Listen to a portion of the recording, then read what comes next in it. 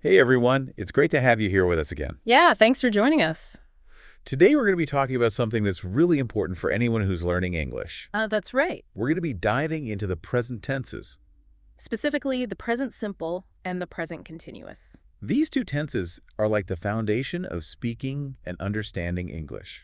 They really are. And we're not just going to learn the rules. Yeah. We're also going to uncover some common mistakes that people make And how to avoid them. so that you can sound more natural and confident when you're speaking English. That's the goal. So let's get started with the present simple tense. Okay, so the present simple tense is the one we use for things that are always true or happen regularly. Okay, so like facts. Yeah, like the sun rises in the east. That's a fact. That's always true. Right, and we can express it perfectly using the present simple. Okay, how would we do that? We would say the sun rises in the east. Okay, that makes perfect sense. The present simple is also great for talking about things that happen regularly. Like what kind of things? Like your daily routine. Mm-hmm. You wake up, you brush your teeth, you eat breakfast. Yeah, I do all those things every day. Exactly. And these are all actions that happen regularly, so we use the present simple to talk about them. Okay, so for example, I could say I brush my teeth every morning. Yes, that's perfect. And that's using the present simple tense. Exactly. Okay, so we've covered the present simple tense. Now let's move on to the present continuous tense. Okay, so when do we use the present continuous tense? The present continuous tense is all about actions that are happening right now or around this present time. Like as we speak. Yeah, Right. exactly. Like right now you're listening to this episode Yeah. and I'm talking to you. You are. Both of these actions are happening at this very moment. So we use the present continuous tense. Okay, so it's like a snapshot of what's happening right now. Yes, exactly. It's like Yeah. taking a picture of what's going on in this moment. And it's temporary, right? Yeah. Yes, it's not something that's always true, like the present simple. It's something that's happening right now and might stop at any moment. Okay, that makes sense. So for example, if you're watching TV right now, you could say, I am watching TV. And that would be present continuous. Yes, because it's describing an action that's happening right now. Okay, I think I'm starting to get this. Right. So we use the present simple for things that are always true or happen regularly, and we use the present continuous for things that are happening right now. You got it. Now let's talk about something that can be a little tricky. What's that? Forming questions and negatives in these tenses. Okay, sure. Can you break it down for us? Yes, absolutely. Let's start with present simple questions. Okay. We usually use do or does before the subject. Mm-hmm. So for example, if you want to ask someone if they like coffee, you would say, do you like coffee? Okay. And if you want to ask if your friend lives in London, you would say, does she live in London? Okay, so it's all about using do or does to help us ask those questions. Exactly. Okay, so for questions in the present simple, we just need to remember to use do or does before the subject. Right. What about negative sentences in the present simple? Okay. For negative sentences in the present simple, we use do not or does not between the subject and the base form of the verb. Okay, so for example, If you don't like coffee, you would say, I do not like coffee. I do not like coffee. And if your friend doesn't live in London, you would say she does not live in London. She does not live in London. Perfect. Okay, so for negatives in the present simple, we use do not or does not, and we use the base form of the verb. Exactly. It's like a little formula. Yeah, you could say that. And once you know it, it's easy to use. Right. Now, I know that there's a common mistake that people make with present simple questions and negatives. Oh, yeah. What's that? They forget to use do or does. Oh, yeah. That's a very common mistake. So they might say she live in London. Right. Or he not like coffee. Exactly, and that's incorrect. Yes. It is. We always need to use do or does in present simple questions and negatives. And we also need to remember to use the base form of the verb Yes, that's important. without adding an ns. Exactly. Okay, so to recap, we always need to remember to use do or does in present simple questions and negatives. Yes. And we also need to remember to use the base form of the verb. Right. Okay, I think that's clear. Great. Now let's move on to some common mistakes that people make with the ns ending in the present simple. Okay. I know this can be a bit tricky. It can be. Can you give us some examples of the kinds of mistakes people make? Yes. So, for example, sometimes people might say he walked to school, He walked to school. but the correct sentence is he walks to school. He walks to school. We need to add that mit-s to the verb when we're talking about he, she, or it in the present simple. Okay, that's a good reminder. It's a small detail, but it makes a big difference. Yes, it does. And another common mistake is using the present continuous for things that are always true. Okay, can you give me an example of that? Sure. So someone might say the Earth is revolving around the sun. The Earth is revolving around the sun. But this is a fact that's always true. So we should use the present simple tense and say the Earth revolves around the sun. The Earth revolves around the sun. Right. Okay, so it's all about choosing the right tense to match the meaning we want to convey. Exactly. I think we've covered a lot of ground today. We have. We've learned about the present simple and the present continuous tenses. Right. We've learned how to form questions and negatives, and we've learned about some common mistakes to avoid. Hopefully this will help you to speak English more confidently and naturally. I think it will. It's great to hear. I'm feeling much more confident already. That's fantastic. Thanks for all the great explanations. You're welcome. It was my pleasure. Now I'm really excited to learn even more about English grammar.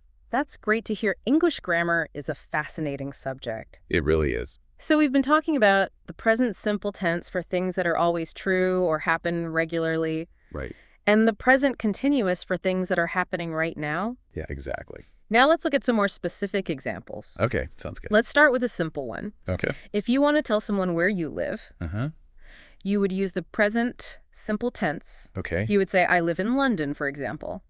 Okay, that makes sense. It's a general truth about where you live. Right. It's not something that's happening right now, but it's true in general. Right. And if you wanted to say that you are watching television right now, you would use the present continuous tense. Okay. You would say, I am watching television. I am watching television. Yes. Okay, I see. So I am watching television is present continuous. Right. Because it's describing an action that you are doing right now. It's temporary. Yeah. It's happening at this moment. Okay.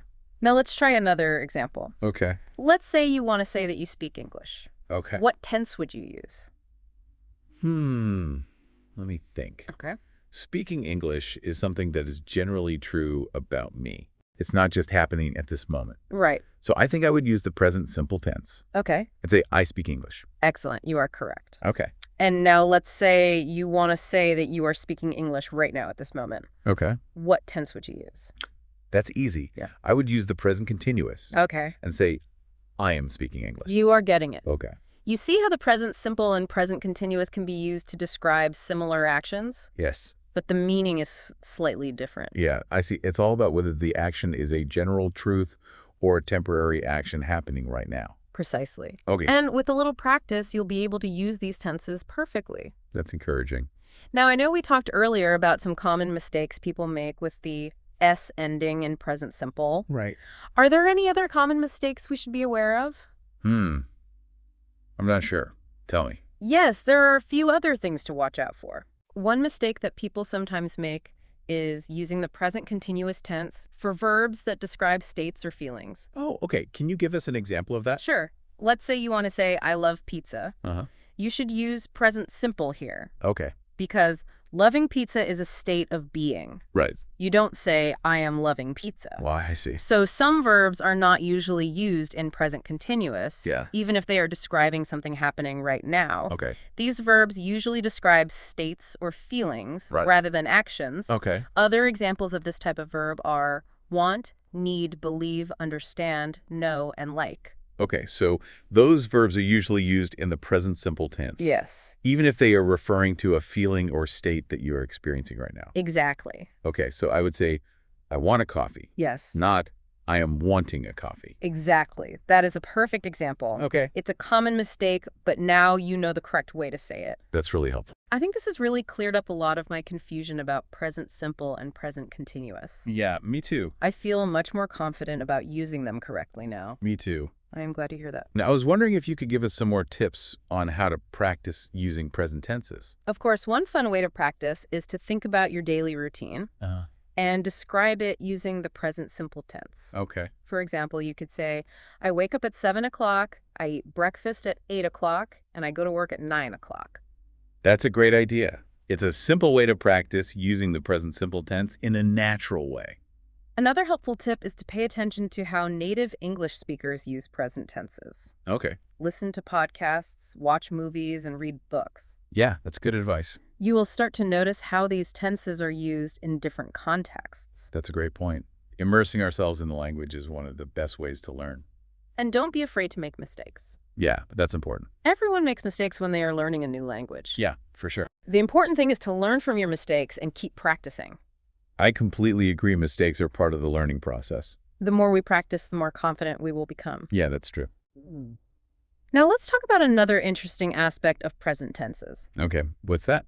Let's talk about how we can use these tenses to talk about the future. Well, that's interesting. It might seem a little strange to use present tenses to talk about the future, Yeah, it does a little bit. but it's actually quite common in English. Okay, I'm intrigued. Tell me more. Okay, I will give you some examples. Okay. Let's say you have a plan to go to the cinema tomorrow. Uh-huh. You can use the present continuous tense to talk about this plan. Oh, You could say, I am going to the cinema tomorrow. I'm going to the cinema tomorrow. Yes. So even though I am talking about something that will happen in the future, I can still use present continuous tense. Yes, that is right. Okay. When we use the present continuous to talk about the future, it Mhm. usually means that we have already made a plan or arrangement. Okay, so it's not just for any future action. Yeah. It has to be something that's already planned. Right. Okay, I see. So I wouldn't say I am eating dinner tomorrow Right. because I haven't planned what I will eat yet. Exactly. But I could say I'm going to the doctor tomorrow Yes. because I already made the appointment. Exactly. You are catching on quickly. This is really interesting. I am learning so much today about present tenses. That's great. Now, I am curious to learn more about how we can use present simple to talk about the future. Okay. Can you give me some examples of that? Sure. We often use present simple to talk about scheduled events in the future. Okay. For example, we can say, the train leaves at 10 a.m. tomorrow. Oh, I see. So we use present simple for future events that are fixed in a schedule or timetable. That is correct. We can also use present simple to talk about things that are certain to happen in the future. Okay. For example, we can say, the sun will rise tomorrow. That makes sense. We know for sure that the sun will rise tomorrow, so we can use present simple even though it is a future event. Exactly. This is really helpful. Now I can see how present tenses can be used in many different ways to talk about not just the present, but also the future. You are right. English grammar can be complex sometimes, but it is also very flexible. Yeah, that's true. There are often multiple ways to say the same thing. Right. The key is to choose the tense that is most appropriate for the meaning you want to convey. I agree. I am starting to appreciate the nuances of English grammar more and more. That's great to hear. I feel like I am making real progress in understanding how to use these tenses correctly. That is wonderful to hear, and remember that the best way to master any language is to keep practicing and to never be afraid to make mistakes. You are absolutely right. Mistakes are just opportunities to learn and improve. Exactly. Well, I think we have covered a lot of ground today on present tenses. We have. Thank you so much for explaining everything so clearly. You are very welcome. It was my pleasure. Yeah. I'm always happy to talk about English grammar. It is a fascinating subject. I agree. I am finding it more and more interesting as I learn more about it. That's great. It's amazing how much we can express with just two simple tenses. It really is. And remember, the more you practice, the more confident you will become. That's encouraging to hear. I am definitely motivated to keep practicing and exploring the world of English grammar. That's the spirit. Keep learning, keep practicing, and you'll be speaking English fluently in no time. Thank you for joining us on this journey into the present tenses.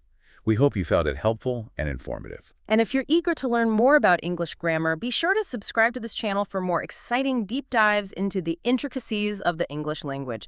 We have a lot of great content coming up that you won't want to miss. And for all of our amazing listeners out there, don't forget to check out the links in the description for additional resources and exercises to help you practice what we've learned today. We're so glad you joined us for this deep dive into English grammar. We had a great time exploring with you. We hope you have a fantastic day filled with learning and discovery.